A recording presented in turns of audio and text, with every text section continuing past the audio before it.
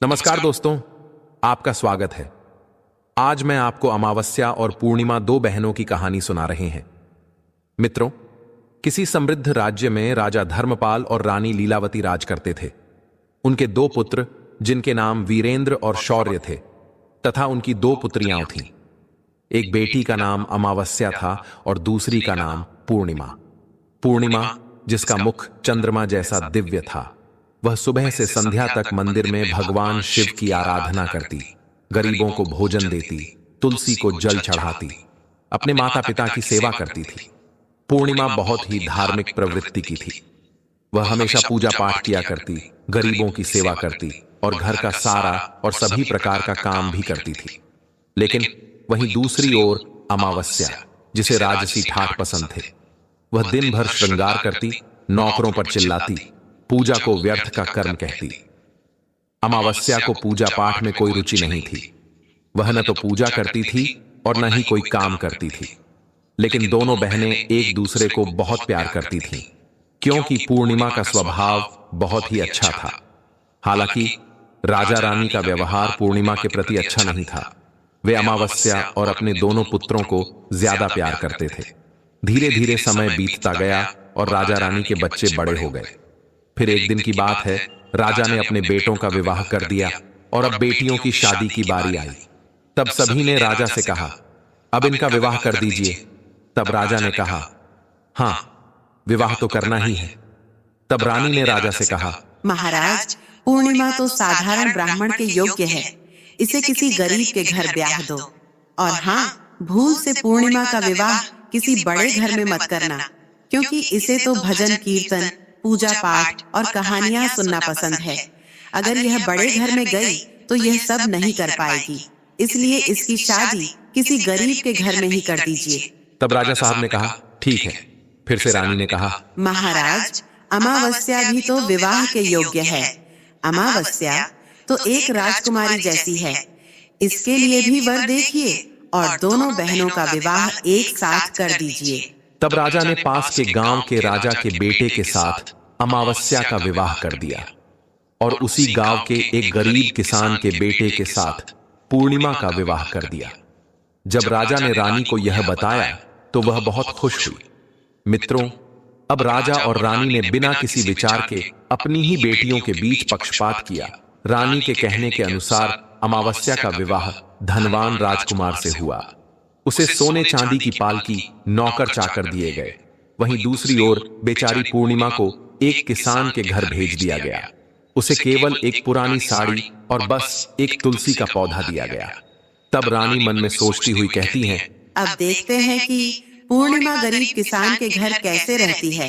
क्या वह वहाँ भी पूजा पाठ करती है? देखते हैं भगवान उसकी क्या और कैसे मदद करते हैं। अब उन दोनों की विदाई हो जाती है। अमावस्या और पूर्णिमा अपने अपने ससुराल में चली जाती है। अमावस्या तो अब किसी महारानी की तरह अपना जीवन सुखपूर्वक और ऐशों आराम के साथ गुजार रही थी। वहीं पूर्णिमा भी अपने भाग्य और भगवान के भरोसे पर खुशहाल जीवन व्यतीत कर रही थी। अमावस्या का पति, जो एक राजकुमार था, वह भी बड़ा घमंडी था, किंतु पूर्णिमा का पति शांत और सुशील स्वभाव का था।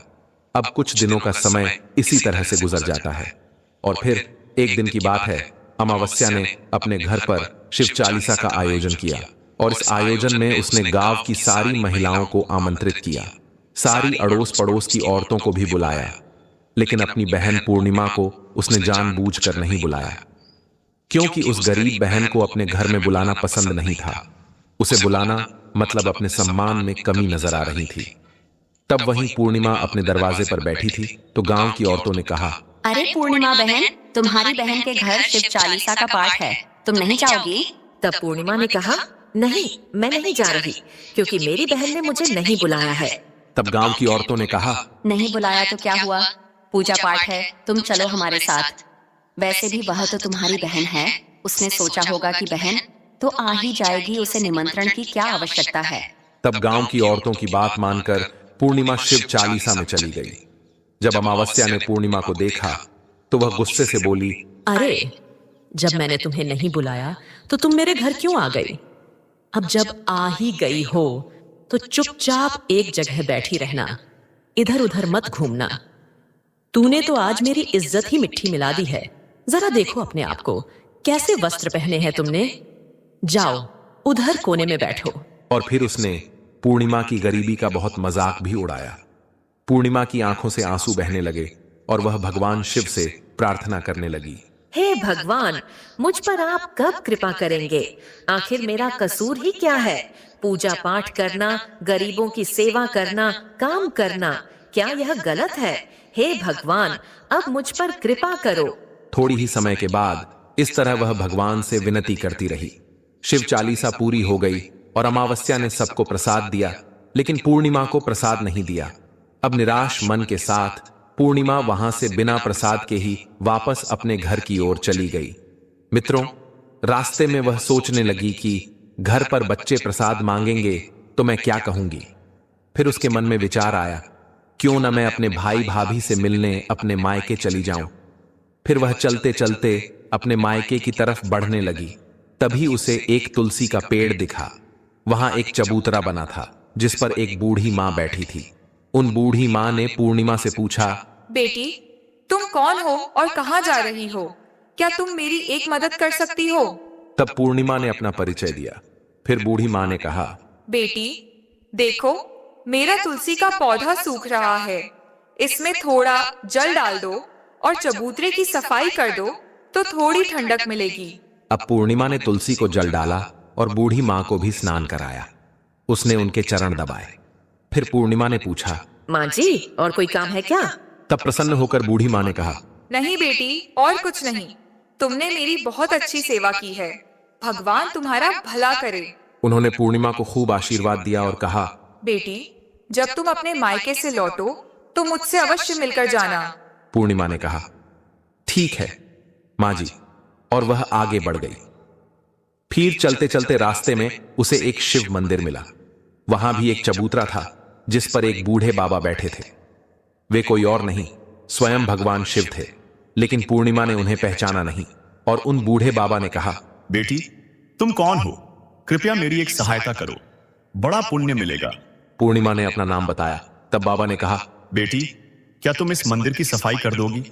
ये बहुत गंदा हो गया है और मेरे नहाने के लिए 2 बाल्टी पानी भर देना तो तुम्हारा बहुत एहसान होगा। मेरा शरीर थक चुका है, इसीलिए अब मैं कोई भी काम नहीं कर पा रहा हूं। तब पूर्णिमा ने मंदिर की सफाई की, भगवान शिव की पूजा की और बाबा के लिए पानी भर दिया। फिर वह आगे बढ़ गई। फिर थोड़ा और आगे चलने पर उसे काली मां का मंदिर मिला। काली मां भी एक बूढ़ी मां के रूप में वहां बैठी थी। काली मां ने कहा, बेटी, तुम कौन हो? क्या तुम मेरी एक सहायता कर सकती हो? तब प्रसन्नता से पूर्णिमा ने अपना नाम बताया। तब बूढ़ी मां ने कहा, बेटी, यहाँ सब लोग पूजा पाठ करके चले जाते हैं, लेकिन कोई मंदिर साफ नहीं करता। देखो, मंदिर कितना गंदा हो गया है, जरा इसकी सफाई कर दो। अब पूर्णिमा ने मंदिर की सफाई की, मां का श्रृंगार किया और पूजा की। उसके बाद बूढ़ी मां को स्नान कराया और उनके पैर दबाए। फिर उस मां काली के रूप भेष में बैठी बूढ़ी मां का आशीर्वाद लिया और वह आगे बढ़ गई। फिर आगे चलने के बाद थोड़ी ही दूर चलने पर एक नदी मिली। वहां भी एक बूढ़ी मां बैठी थी, जो कोई और नहीं बल्कि स्वयं गंगा मैया थीं। उन्होंने पूछा, बेटी, तुम कौन हो? कृपया मेरी सहायता करो। तब पूर्णिमा ने अपना नाम बताया। तब गंगा मैया ने कहा, बेटी, क्या तुम मेरी थोड़ी सेवा करोगी? तब पूर्णिमा ने गंगा मैया की भी सेवा की और आशीर्वाद लेकर आगे बढ़ गई। अंत में वह अपने मायके पहुंच गई। जब उसकी भाभियों ने उसे देखा तो बहुत खुश हुई। उन्होंने पूर्णिमा का स्वागत किया और कहा, वाह, क्या बात है बहन जी, आप बहुत दिनों बाद आई हो। तब पूर्णिमा ने कहा, हाँ भाभी, आज मन हुआ सभी को मिलने का तो चली आई। तब भाभियों के साथ मिलकर पूर्णिमा ने अपने मायके में भी सारे काम किए। उन सभी ने खुशी खुशी एक साथ भोजन किया और रात को अलग अलग विषयों पर बातें भी की। फिर अगली सुबह जब वह जाने को तैयार हुई तो भाभी ने उसे एक लाल साड़ी दी और कहा, इसे पहन लो और जल्दी जल्दी आया करो, बहुत दिनों बाद आई हो। तभी पूर्णिमा ने लाल साड़ी पहन ली और 16 श्रृंगार कर लिया और एक भाभियों ने एक थैला भरकर उसे सामान दे दिया। उसे लेकर पूर्णिमा घर से निकल गई। मित्रों, चलते चलते रास्ते में वही नदी मिली जहां गंगा मैया बैठी थी। उन्होंने कहा, बेटी, आ गई? अपने मायके से क्या लाई हो? पूर्णिमा ने थैला दिखाया और कहा, माँ जी, मेरे भाभीियों ने कुछ सामान दिया है। तब गंगा माँ ने भी एक थैला निकाला और उसे पूर्णिमा के हाथों में देते हुए गंगा मैया ने कहा, बेटी, यह लो मेरी और एक छोटी सी भेंट। यह बहुत भारी है, मैं इसे कहाँ रखूंगी? लेकिन याद रखना कि इसे रास्ते में मत खोलना, घर जाकर ही खोलना। तब पूर्णिमा ने कहा, ठीक है माँ जी, और वह आगे बढ़ गई। फिर थोड़ी ही देर के बाद वहीं काली माँ का मंदिर मिला। वहां भी बूढ़ी माँ ने पूर्णिमा को एक थैला दिया। अब उसके पास 3 थैले हो गए। फिर आगे बढ़ने पर वहीं शिव मंदिर मिला। वहां भगवान शिव ने भी उसे एक थैला दिया। अब 4 थैले हो गए। फिर चलते चलते वहीं तुलसी माँ मिली। उन्होंने भी एक थैला दिया। अब 5 थैले थे। जब पूर्णिमा अपने घर पहुंची तो उसने सभी थैले खोले। पहले थैले में खाने पीने की चीजें और कपड़े थे। दूसरे थैले में सोने चांदी के आभूषण थे। तीसरे थैले में धन संपत्ति थी। चौथे थैले में अनाज भरा हुआ था और 5वें में महंगे वस्त्र थे। अब पूर्णिमा के घर में किसी चीज की कमी नहीं थी। वह खुशी खुशी रहने लगी। फिर एक दिन पूर्णिमा ने सोचा कि क्यों न मैं शिव चालीसा का आयोजन करवाऊं, और उसने शिव चालीसा रखी और सबको बुलाया। वह न्योता देने के लिए अपनी बहन अमावस्या के घर भी गई। और फिर जब अमावस्या अपनी बहन के घर आई तो उसने घर पूर्णिमा में धन दौलत देखकर आश्चर्यचकित रह गई। उसने पूछा, अरे बहन, अचानक से तुम्हारे घर में इतना धन दौलत कैसे आ गया? तब शांत स्वर में प्रसन्नता से पूर्णिमा ने कहा, देखो बहन, जिस दिन तुमने चालीसा रखी थी तो मुझे नहीं बुलाया। फिर भी मैं बिना बुलाए तुम्हारे घर गई, लेकिन तुमने मुझे प्रसाद नहीं दिया। फिर मैं मायके गई और वहां से यह सब लेकर आई। अमावस्या ने कहा, अच्छा तो यह बात है, अब मैं भी जाऊंगी मायके। तुम भी मुझे डांटना और प्रसाद भी मत देना। तब पूर्णिमा ने कहा, अरे बहन, यह तो भगवान का प्रसाद है, मैं तो सबको दूंगी। लेकिन अमावस्या ने प्रसाद नहीं लिया और अपने घर जाकर बच्चों से कहकर मायके चली गई। अब चलते चलते रास्ते में वहीं तुलसी माँ मिली। जब उन्होंने अमावस्या को कहा, बेटी, यह चबूतरा साफ कर दो और तुलसी में पानी डाल दो। कृपया मेरी मदद करो। तब क्रोध में आकर अमावस्या ने कहा, ये बुढ़िया, मैंने इतनी महंगी साड़ी पहन रखी है, ये गंदी हो जाएगी, मैं कुछ नहीं करूंगी। फिर आगे चलकर भगवान शिव मिले तो उनसे भी उसने ऐसा ही कहा। काली माँ और गंगा मैया से भी उसने यही कहा। उसका अभद्र व्यवहार देखकर सभी देवी देवता रुष्ट हो गए। अब जब वह मायके पहुंची तो भाभियों ने उसे देखकर कहा, अरे महारानी, ये कहाँ से आ गई? इसे तो कुछ काम भी नहीं आता, बस आ गई अपना मुंह उठाकर मुफ्त में भोजन खाने के लिए। बिन बुलाए ही आती है, इसे कोई शर्म भी नहीं है। और तभी रात्रि में अमावस्या खाना खाकर सो गई। सुबह होने पर वह बोली, भाभी मैं जा रही हूं। भाभी ने कहा, ठीक है, जाओ महारानी जी। तब अमावस्या ने कहा, भाभी, पूर्णिमा को तो आपने थैला दिया, मुझे कुछ नहीं दिया। भाभी ने कहा, जो तुम्हारे घर थैला पहुंच जाएगा। तब अमावस्या चल दी।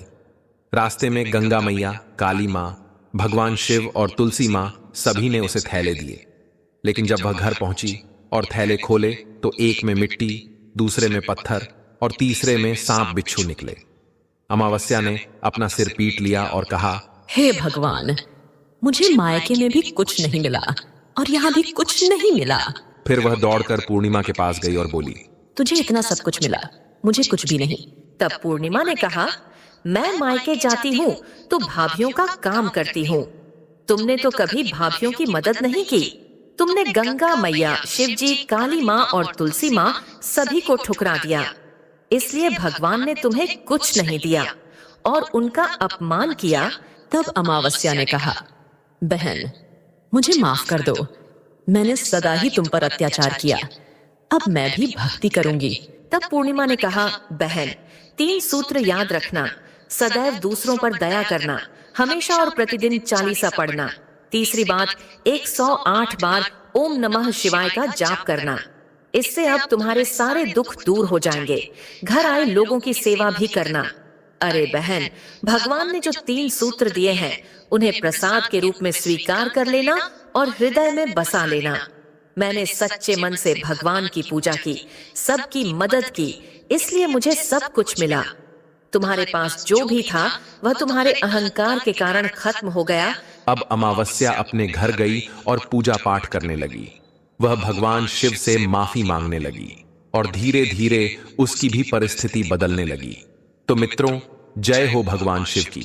अगर आपको यह वीडियो पसंद आया हो तो कमेंट बॉक्स में कमेंट करके जरूर बताइए। साथ ही